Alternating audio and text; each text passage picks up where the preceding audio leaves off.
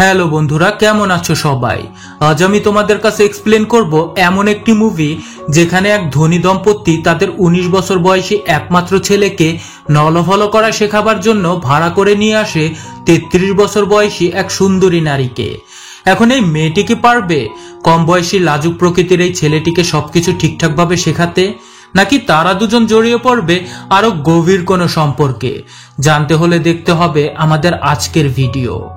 তো মুভি শুরুতে আমরা গ্যারি নামে একজন লোন রিকভারি এজেন্টকে দেখতে পাই, যে আজ এসেছে সময় মতো লোনের টাকা পরিশোধ না করায় ম্যাডি বার্কার নামে এক সুন্দরী নারীর গাড়ি সিজ করতে। ম্যাডি ব্যাপারটা বুঝতে পেরে কোনো মতে কাপড় পরে দৌড়ে বেরিয়ে আসে তার গাড়ি বাঁচাতে। ম্যাডি মূলত পেশায় একজন উবার ড্রাইভার, তাই গ্যারি যদি আজ তার কিস্তির টাকার জন্য গাড়িটি নিয়ে চলে যায় তাহলে তাকে তার এই বাড়িটাও হারাতে হবে, কারণ রিসেন্টলি তাকে অনেকগুলো টাকা এই বাড়িটার জন্য সরকারকে কর প্রদান করতে হবে, নইলে তার মায়ের থেকে উত্তরাধিকার সূত্রে পাওয়া এই বাড়িটা যে কোনো সময় নিলামে উঠবে। তাই ম্যাডি গ্যারিকে রিকোয়েস্ট করে বলে সে যেন তার গাড়িটা সিজ না করে, কিন্তু গ্যারি তার কথায় পাত্তা না দিলে ম্যাডি তখন গ্যারিকে সিডিউস করার চেষ্টা করে আর বলে, তুমি কি জানো গতকাল রাতে আমি তোমার কথা ভেবে ভেবে হাতের ব্যায়াম করেছি। কিন্তু গ্যারি ম্যাডির এসব মিথ্যা কথায় পড়তে গিয়েও পটে না, কারণ সে দেখে ম্যাডির রুম থেকে তার বেড পার্টনার বেরিয়ে আসছে, যার সাথে এতক্ষণ ধরে ম্যাডি গুতাগুতি করছিল। তো ম্যাডি তখন ব্যাপারটা সামলে নিতে গ্যারিকে বলে এই পালোয়ানটা তার কাজিন হয়, সেখানে শুধু বেড়াতে এসেছে আর অন্য কিছু নয়। কিন্তু পালোয়ানটা তার হাতের ব্যায়াম করে গ্যারিকে এটা বুঝিয়ে দেয় যে সেখানে কি করতে এসেছে। গ্যারি তো এবার প্রচুর রেগে যায়, আর তাই সে তখন ম্যাডির গাড়িটা নিয়ে চলেই যায়। তো ম্যাডি এবার তার গাড়িটা হারিয়ে স্কেটিং করতে করতে তার কাজের উদ্দেশ্যে বের হয়। পথিমধ্যে একটা রেস্টুরেন্টের সামনে ম্যাডি তার গাড়িটিকে দেখতে পায়। গ্যারি এখানে এসেছিল কিছু খাবারের জিনিস কিনতে। ম্যাডি এই সুযোগে তখন তার গাড়িটা নিয়ে পালিয়ে যেতে চাইলেও সে পারে না। গ্যারি ফিরে আসে ধরা পড়ে যায়। তো পুরোপুরিভাবে ম্যাডি তার গাড়ি হারিয়ে এবার সে চলে আসে তার বারে, যেখানে সে পার্ট টাইম জব করে। এখানে আসার পর ম্যাডি তার বন্ধুর সাথে গল্প করার সময় অনলাইনে একটা বিজ্ঞপ্তি দেখতে পায়, আর এই বিজ্ঞপ্তি পড়ে সে জানতে পারে একজন ধনী ব্যক্তি তার 19 বছর বয়সী একমাত্র ছেলের সাথে ডেট করার জন্য 20 থেকে 25 বছর বয়সী একজন সুন্দরী মেয়েকে খুঁজে বেড়াচ্ছে, কারণ তার ছেলেটি হলো প্রচন্ড রকম ইন্ট্রোভার্ট স্বভাবের লাজুক ছেলে। তাই বাবা চাচ্ছিল এমন একজন মেয়েকে যে তার ছেলের সাথে ডেট করে তার লজ্জা ভেঙে দেবে, যাতে ছেলে তার ঘরকুনো হয়ে না থেকে প্রিন্সটন ইউনিভার্সিটিতে পড়তে পারে। আর যেই মেয়ে তার ছেলের সাথে ডেট করে তার লজ্জা ভাঙতে পারবে সেই মেয়েকে পুরস্কার স্বরূপ তারা একটা টেসলা কার গিফট করবে। তো অফারটা পড়ে তো ম্যাডি একটা আশার আলো খুঁজে পায়, কারণ যেভাবেই হোক তাকে তো তার কাজের জন্য একটা গাড়ি ম্যানেজ করতেই হবে, নইলে যে তাকে তার মায়ের বাড়িটাও হারাতে হবে। তাই বয়স কিছুটা বেশি হবার পরেও ম্যাডি তার মাল মশলা বের করে বেরিয়ে পড়ে সেই ছেলের বাড়ির দিকে। এখানে আসার পরে ম্যাডির দেখা হয় সেই ছেলেটির বাবা মায়ের সাথে, যারা কিনা সেই বিজ্ঞপ্তিটি ছাপিয়েছিল। ম্যাডিকে দেখেই তারা বুঝে যায় এই মেয়ের বয়স বেশি, কিন্তু ম্যাডি তাদেরকে বোঝায় বয়স বেশি হবার কারণে তার ডেট করার অভিজ্ঞতাও বেশি, তাই আমিই পারবো তোমাদের ছেলেকে কলি থেকে ফুল বানাতে। ম্যাডির কথা শুনে এই দম্পতি তখন ম্যাডির মাঝে মিয়া খলিফাকে খুঁজে পায়, আর তারা তাদের ছেলেকে পুরুষ করবার দায়িত্ব ম্যাডির উপর ছেড়ে দেয়। তো বন্ধুরা, এবার আমি তোমাদেরকে তাদের ছেলে পার্সির সম্পর্কে একটু বলে নেই। পার্সি, যে কিনা পুরাই ঘরকুনো একটা ছেলে, প্রয়োজন ছাড়া কখনো বাড়ির বাহিরে যায় না, আর তার কোনো বন্ধুও নেই। সে সারাদিন শুয়ে বসে থাকে আর সময় কাটাবার জন্য ভিডিও গেম খেলে। তো ম্যাডি এরপর পার্সিকে তাকে তার পায়ের ফাঁদে ফেলবার জন্য একটা পেট শপে আসে, কারণ এই শপে পার্সি শখের বসে জব করে। তো ম্যাডি এখানে একটা কুকুর অ্যাডপ্ট করার বাহানায় এসে পার্সির সাথে পরিচিত হয়। কুকুর অ্যাডপ্টের জন্য পার্সি ম্যাডির কাছে তার সব ইনফরমেশন চায়। ম্যাডিও পার্সিকে সব ইনফরমেশন বলতে থাকে, পাশাপাশি সে পার্সিকে তার ফাঁদে ফেলারও চেষ্টা করে। কিন্তু পার্সির চরিত্র ভালো থাকায় ম্যাডি এখানে খুব বেশি একটা সুবিধা করতে পারতেছিল না। সে বুঝে যায় পার্সিকে পটাতে তার বেশ সময় লাগবে। এজন্য পার্সির অফিস ছুটির পরে পার্সিকে সে অনেকটা জোর করেই তার এক বন্ধুর গাড়িতে তুলে নেয় তাকে বাসায় পৌঁছে দেবার জন্য। তো গাড়ির ভেতরে ম্যাডি পার্সির সাথে নানা রকম কথা বলে আরো ঘনিষ্ঠ হবার চেষ্টা করে। এদিকে পার্সি গাড়ির ভেতরে কিছু হাতিয়ার দেখতে পেয়ে সে মনে করে ম্যাডি হয়তো কোনো সিরিয়াল কিলার, সে তাকে কিডন্যাপ করেছে। তাই পার্সি বাঁচার জন্য গোপনে 911-এ কল করার চেষ্টা করে, কিন্তু ম্যাডি তার ফোন কেড়ে নেয়। এবার পার্সি আরো বেশি ভয় পেয়ে গিয়ে ম্যাডির হাত থেকে বাঁচতে সে তখন ম্যাডির চোখে পিপার স্প্রে ছুঁড়ে মারে। এতে যন্ত্রণায় ম্যাডি তখন খুব চিল্লাহাল্লা করে। ম্যাডি পার্সিকে জিজ্ঞেস করে, তুমি কেন আমার সাথে এমনটা করলে? জবাবে পার্সি বলে, তুমি আমাকে কিডন্যাপ করেছো, তাই আমি এমনটা করেছি। যা শুনে ম্যাডি রেগে গিয়ে বলে, পাগল, আমি যদি তোমাকে কিডন্যাপই করতে চাইতাম তাহলে আমি কখনোই তোমার দোকানে এসে আমার সব ইনফরমেশন বলতাম না। পার্সি এবার চিন্তা করে দেখে আসলেই তো কথা তো ঠিক। এদিকে ম্যাডি পার্সিকে আরো বলে, প্রথম দেখাতেই তোমাকে আমার বেশ হট লেগেছে, তাই আমি চাচ্ছিলাম তোমার সাথে একটু সময় কাটাতে। হট লেগেছে কথাটা শুনে পার্সির তখন বেশ ভালো লাগে, কারণ তাকে তো কোনো মেয়ে পছন্দই করতো না। তাই পার্সি খুশি হয়ে ম্যাডিকে বলে, যদি তুমি চাও তাহলে আমরা আগামীকাল ডেটে যেতে পারি। যা শুনে ম্যাডিও রাজি হয়ে যায়, কারণ এমন কিছুই তো সে চাচ্ছিল। তো পরদিন সন্ধ্যার সময় বেশ সেজে গুজে পার্সি চলে আসে ম্যাডির সাথে ডেট করতে। জীবনে ফার্স্ট টাইম ডেটে আসায় পার্সি বেশ নার্ভাস ছিল।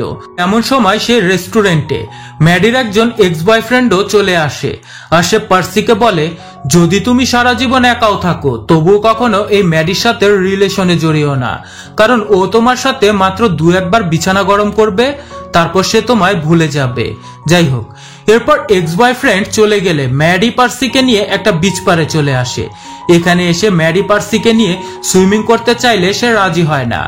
ম্যাডি তখন পার্সিকে লালসায় ফেলতে নিজের সব জামা কাপড় খুলে ফেলে। বন্ধুরা, এখানে তোমাদের একটু বলে নেই, তোমরা নিশ্চয়ই আমাদের আজকের সিনেমার নায়িকাকে অনেকেই চিনেছো। হ্যাঁ, ইনি জেনিফার লরেন্স। এত বড় মাপের একজন নায়িকা এই মুভিতে পুরা নুড হয়েছে এবং সম্পূর্ণ নুড অবস্থায় সে মারামারিও করেছে। যাই হোক, জীবনে প্রথম কোন নারীকে বিনা কাপড়ে দেখে পার্সির খুব গরম লাগতে থাকে, তাই সেও তখন দ্রুত তার জামা কাপড় খুলে ফেলে সমুদ্রে ঝাঁপিয়ে পড়ে। এখানে তখন তারা দুজন ইন্টিমেট হতেই নেবে, কিন্তু তখনই সেই বিচ পারে কিছু দুষ্টু ছেলে মেয়ে চলে আসে, আর তারা সবাই ম্যাডিদের জামা কাপড় নিয়ে চলে যেতে থাকে। ম্যাডি তাদেরকে বেশ কয়েকবার এমনটা করতে মানা করে, কিন্তু তারা কথা না শুনলে ম্যাডি তখন পার্সিকে সমুদ্রে রেখে সে একাই চলে আসে এদেরকে সাহায্য করতে। ম্যাডি এখানে সম্পূর্ণ নগ্ন অবস্থায় এই দুষ্টুদের সাথে মারামারি করে এবং সে তার জামা কাপড় উদ্ধার করে আবারও সমুদ্রে চলে আসে পার্সির সাথে মেলামেশা করতে। কিন্তু পার্সি এখন আর খেলতে রাজি হয় না, কারণ ম্যাডিকে করতে এখন পার্সির লজ্জা লাগে। ম্যাডিও এতে রাগ করে জামা কাপড় পরে সে তার গাড়িতে এসে বসে। পার্সি তখন ম্যাডির কাছে এসে তার জামা কাপড় ফেরত চাইলে ম্যাডি পার্সিকে জামা কাপড় না দিয়ে তার লজ্জা ভাঙাতে পুরো শহরে তাকে ন্যাংটা করে ঘোরাতে থাকে। আর তারপর ম্যাডি পার্সিকে তার বাসায় নিয়ে এসে ভীষণভাবে সিডিউস করতে থাকে, কিন্তু পার্সির এতে উত্তেজনা ওঠার পরিবর্তে উল্টো নার্ভাস হবার কারণে তার শরীরে র্যাশ উঠে যায়। ম্যাডি তখন পার্সিকে ট্রিটমেন্ট দিতে থাকে, আর কথায় কথায় ম্যাডি পার্সিকে জিজ্ঞেস করে, তুমি সবসময় নিজেকে এত একা করে রাখো কেন? আজকালকার ছেলেদের মতো সবার সাথে মেলামেশা করো না কেন? জবাবে তখন পার্সি বলে, যখন আমি ক্লাস 9-এ পড়তাম তখন আমার স্কুলের সবাই এটা জানতে পারে যে আমি এখনো আমার বাবা মায়ের সাথেই ঘুমাই, আর তারপর থেকে স্কুলে একটা রিউমার ছড়িয়ে যায় যে আমি তাদের সাথে ঘুমাই আর সেক্স করি, যা শুনে আমার খুবই খারাপ লাগে। এরপর থেকে আমি আমার বন্ধুদের সাথে চলাফেরা করা বন্ধ করে দেই। পার্সি তখন ম্যাডিকে আরো বলে, আই এম সরি, আজ আমি তোমার সাথে খাট যুদ্ধে যেতে পারবো না। আমি আসলে চাই আগে নিজেদের মধ্যে বন্ডিংটা আরো ভালো করে নিতে, তাই তুমি যদি চাও তাহলে কাল থেকে আমরা একসাথে সময় কাটাতে পারি। যা শুনে ম্যাডি রাজি হয়ে যায়, আর তারা দুজন এরপর থেকে প্রতিদিন একসাথে ঘোরাঘুরি করতে থাকে এবং অনেকটা সময় একসাথে কাটায়। আর এভাবে করে একটা সময় পার্সি ম্যাডির প্রেমে পড়ে যায়। তারা এখানে দুজন দুজনকে কিস করে, কিন্তু কিস শেষ হবার আগেই জোডি পার্সিকে মেসেজ দেয়। ম্যাডি জিজ্ঞেস করে জোডিকে, জবাবে পার্সি বলে সে আমার ন্যানি, আমাদেরকে সে ডেকেছে, চলো গিয়ে দেখা করে আসি। তো দেখা করতে আসার পর জোডি ম্যাডিকে দেখেই বুঝে যায় পার্সির ব্যাপারে হয়তো বা তার কোনো বদমতলব রয়েছে, তাই সে ম্যাডিকে তখন হুমকি দিয়ে বলে, যদি তোমার কারণে পার্সির কোনো ক্ষতি হয় তাহলে আমি তোমাকে ছেড়ে দেব না। এরপর ম্যাডি তার বাড়িতে ফিরে আসলে সে দেখে ট্যাক্সের জন্য সরকারি লোকেরা তার বাড়িতে এসেছে। দ্রুত ট্যাক্স পরিশোধ করতে না পারলে ম্যাডির বাড়িটা সরকার নিলামে তুলবে। এখন আর ম্যাডির হাতে খুব বেশি সময় নেই, তাই এখন দ্রুত তাকে পার্সিকে পটিয়ে টেসলা কারটা নিয়ে নিতে হবে। এজন্য সে রাতেই ম্যাডি পার্সিকে নিয়ে আবারও ডিনারে আসে। এই রেস্টুরেন্টে তখন একটা পিয়ানো দেখে পার্সি ম্যাডিকে জানায় সে অনেক ভালো গান গাইতে পারে, যা শুনে ম্যাডি পার্সিকে তখন গান গাওয়ার জন্য অনুরোধ করে। কিন্তু পার্সি কখনো সবার সামনে গান গায়নি, তাই সে বেশ নার্ভাস ছিল। তবে ম্যাডির জোরাজোরিতে পার্সি সেখানে তখন একটা গান গায়, যা শুনে রেস্টুরেন্টে থাকা সবাই পার্সির বেশ প্রশংসা করতে থাকে, যা দেখে পার্সিরও খুব ভালো লাগে। এদিকে পার্সির গান শুনে ম্যাডিও খুব ইমোশনাল হয়ে পড়ে। সেও হয়তো মনে মনে পার্সিকে ভালোবেসে ফেলে। কিন্তু তখনই সেখানে পার্সির একটা বান্ধবী চলে আসে, যে কিনা পার্সির সাথে আগে একই স্কুলে পড়তো। ম্যাডিকে দেখে সে জানতে চায় এটা তার মায়ের কোনো বান্ধবী কিনা। জবাবে পার্সি জানায় ম্যাডি তার নিজেরই বন্ধু। তো সেই মেয়েটি পার্সিকে বলে, আজ রাতে প্রিন্সটন ইউনিভার্সিটির সব স্টুডেন্টরা মিলে একটা পার্টির আয়োজন করেছে, তো তুমিও যেহেতু প্রিন্সটনে পড়তে যাবে তাই তুমিও সেই পার্টিতে চলে আসো, খুব এনজয় করা যাবে। এটা শুনে পার্সি সেখানে যেতে চাইলো ম্যাডি সেই মেয়েটিকে মানা করে দিয়ে বলে, সরি, আজ রাতে পার্সির সাথে আমার ডেট আছে, তাই তুমি এখান থেকে দফা হয়ে যাও। তো মেয়েটি চলে গেলে পার্সি তখন ম্যাডির কাছে জানতে চায়, যখন আমি প্রিন্সটনে পড়তে যাব তখন ছুটির দিনগুলোতে তুমি কি যাবে সেখানে আমার সাথে দেখা করতে? ম্যাডি তখন আমতা আমতা করে বলে, আসলে প্রিন্সটন তো এখান থেকে অনেকটা দূর, তাই হয়তো কখনো যাওয়া হবে না। পার্সি তখন বলে, যদি তুমি আমাকে ভালোবাসতে তাহলে মাত্র 5 ঘন্টার পথ পাড়ি দিয়ে আমার সাথে দেখা করতে আসাটা তোমার জন্য কখনো কষ্টকর হতো না। আসলে তুমি আমার কাছে কি চাও বলো তো, আর কেনই বা তুমি হঠাৎ করে আমার জীবনে এলে? পার্সির প্রশ্নের কোনো উত্তর ম্যাডি দিতে না পারায় সে তখন রাগ করে রেস্টুরেন্ট থেকে বেরিয়ে যায়, আর সে প্রচুর ড্রিঙ্কস করে তার সেই বন্ধুর পার্টিতে চলে আসে। ম্যাডিও তার পিছু পিছু চলে আসে। এটা ছিল টিনেজদের পার্টি। এখানে সবাই 33 বছরের ম্যাডিকে দেখে বেশ অবাক হয়ে যায়। সবাই তার ভিডিও বানাতে শুরু করে, যা দেখে ম্যাডিও বেশ বিব্রত বোধ করে। দুজন মেয়ে তারপর ম্যাডিকে বলে পার্সি উপরে তার বান্ধবীকে নিয়ে রুম ডেট করতেছে, যা শুনে ম্যাডি অস্থিরভাবে দৌড়াতে থাকে, আর সব রুমে রুমে গিয়ে সে পার্সিকে খুঁজতে থাকে। অবশেষে সে একটা বন্ধ দরজার আড়ালে পার্সিকে খুঁজে পায়। ম্যাডি তাদেরকে দরজা খুলতে বললেও তারা দরজা খুলে না। এতে সে রেগে গিয়ে সেই দরজাটা ভেঙে ফেলে পার্সিকে উদ্ধার করে। ম্যাডি তখন মেয়েটিকে জিজ্ঞেস করে, তুমি কি ওর সাথে কিছু করেছো? মেয়েটি বলে, না। আমার তো মনে হয় মেয়েটি যদি বলতো হ্যাঁ, তাহলে সেই দরজার মতো মেয়েটিকেও ম্যাডি আজ ভেঙে ফেলতো। যাই হোক, ম্যাডি দেখে পার্সি অনেক নেশা করে আছে, তাই সে তখন পার্সিকে তুলে এনে গলার ভেতরে আঙ্গুল ঢুকিয়ে বমি করায় নেশা কাটাবার জন্য। এদিকে পার্সির বান্ধবীর বাবা সেখানে চলে এসে ম্যাডির উপর চিল্লাহাল্লা করে বলতে থাকে, তুমি আমার মেয়ের রুম ডেট নষ্ট করেছো কেন? ম্যাডি তখন অবাক হয়ে বলে, ও, তোমার মেয়ে তাহলে নিজের বাবা মার কাছ থেকে অনুমতি নিয়েই ছেলেদের সাথে বিছানা গরম করে, তাই না? ম্যাডির কথা শুনে লোকটি ম্যাডিকে সেই রুম থেকে জোর করে বের করে দিতে নিলে পার্সি তখন এসে হিট করে বসে, কিন্তু ভুল করে ঘুষিটা এসে ম্যাডির গলায় লাগে। আর তারপর আহত ম্যাডিকে নিয়ে পার্সি গাড়িতে এসে বসে। গাড়ির ভেতরে পার্সি আজ ফাইনালি নিজ থেকেই ম্যাডিকে করতে চায়।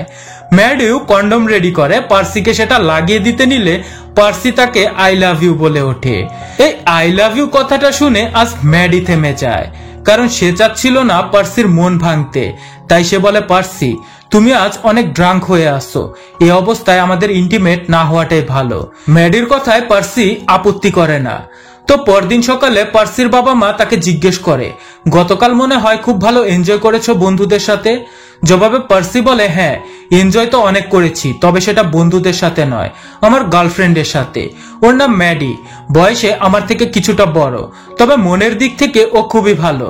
যা শুনে পার্সির বাবা মা খুশি হবার নাটক করে বলে, খুব ভালো, খুব ভালো, আমাদের ছেলে তো তাহলে ফাইনালি বড় হয়েই গেল। উত্তরে পার্সি বলে, হ্যাঁ, বড় তো আমি হয়েছি, তাই আমি সিদ্ধান্ত নিয়েছি পড়াশোনা করতে আমি প্রিন্সটন ইউনিভার্সিটিতে যাব না, কারণ আমার গার্লফ্রেন্ড এখানেই থাকবে, তাই আমিও এখানে থেকেই পড়াশোনা করব। এখন পার্সি প্রিন্সটনে যাবে না শুনে তো তার বাবার মাথা হ্যাং হয়ে যায়। তাই সে তখন পার্সিকে গাড়িতে তার জন্য অপেক্ষা করতে বলে সে ফোন দেয় ম্যাডিকে। ম্যাডি তখন পার্সির বাবাকে বলে, দেখুন আমার মনে হয় আমি পার্সির সাথে কখনো ইন্টিমেট হতে পারবো না, কারণ সে আমার প্রতি খুব বেশি ইমোশনাল হয়ে যাচ্ছে।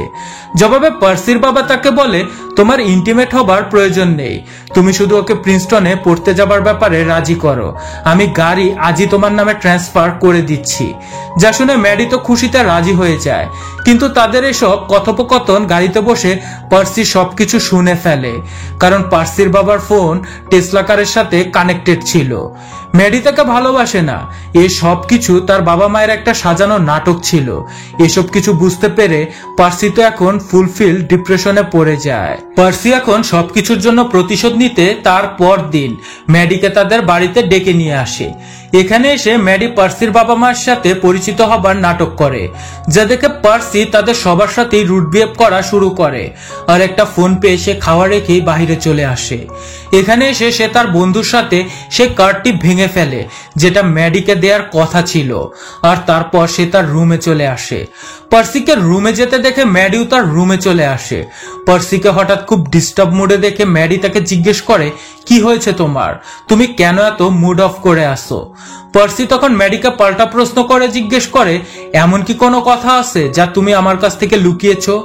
জবাবে ম্যাডি বলে, না তেমন তো কিছুই নেই। ম্যাডি বুঝতে পারে হয়তো পার্সি তাকে সন্দেহ করতেছে, তাই পার্সির মন ভালো করবার জন্য সে তাকে ইন্টিমেট হবার অফার করলে আজ পার্সি রাজি হয়ে যায়। কিন্তু খেলা শুরু হবার আগেই তা শেষ হয়ে যায়, মানে পার্সির আউট হয়ে যায়। তো পার্সি আবার ম্যাডিকে বলে, তুমি যে গাড়ির জন্য আমার সাথে এতদিন ধরে ভালোবাসার অভিনয় করেছো, তোমার সেই গাড়ি জঙ্গলের পাশে পড়ে রয়েছে, আর তার উপর একটা গাছ পড়ে যাওয়ায় সেটা ভেঙেও গেছে। ম্যাডি বুঝে যায় পার্সি সবকিছু জেনে গেছে, আর তাই পার্সিকে বলে, দেখো আমি তোমাকে সত্যিই ভালোবাসি, কিন্তু আমি যা কিছু করেছি সেটা আমার বাড়ি রক্ষা করবার জন্যই করেছি।